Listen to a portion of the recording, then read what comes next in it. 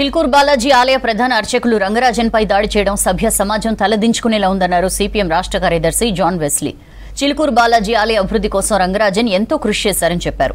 రంగరాజన్పై దాడి చేసిన వారిని ఫాస్ట్ ట్రాక్ కోర్టు ఏర్పాటు చేసి కఠిన శిక్ష విధించాలని కోరారు.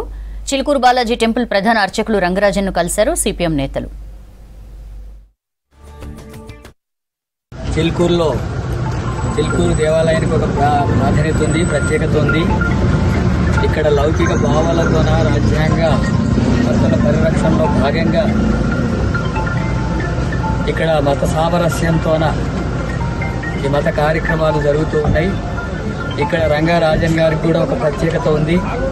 ఆయన దళితుల దేవాలయ ప్రవేశం కోసం ప్రత్యేకమైనటువంటి కృషి చేశాడు. దళితుల్ని తన భుజాల మీద ఎత్తుకొని దేవాలయ ప్రవేశ కార్యక్రమానికి పూనుకున్నటువంటి వ్యక్తి. అలాగే కులవివక్ష వ్యతిరేక పోరాట సంఘం ఆధ్వర్యంలో సిపిఎం కూడా దళితుల్ని అంతరానివర్తనానికి కులవివక్ష గురవుతుంది అనేక గ్రామాల్లో దళితుల్ని దేవాలయ ప్రవేశం ప్రతిఘటన కార్యక్రమాలు నిర్వహించినటువంటి నేపథ్యం ఉంది. ఆ నేపథ్యంలోనే రంగరాజన్ గారు దళితుల దేవాలయ ప్రవేశం కోసం అలాంటి కార్యక్రమాన్ని నిర్వహించాడు.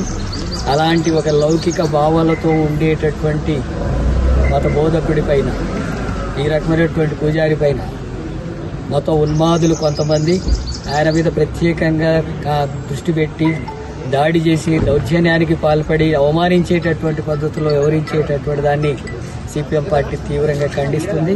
ఈరోజు సిపిఎం బృందం అలాగే మిగతా నాయకులంతా కూడా ఆయనను పరామర్శించడం జరిగింది. ఆయనకు పూర్తిగా మద్దతు సిపిఎం పార్టీ ద్వారా మద్దతు తెలియజేస్తున్నాం. లౌకిక శక్తులందరూ కూడా దీన్ని ఖండించాలని చెప్పి ప్రజానీకానికి కూడా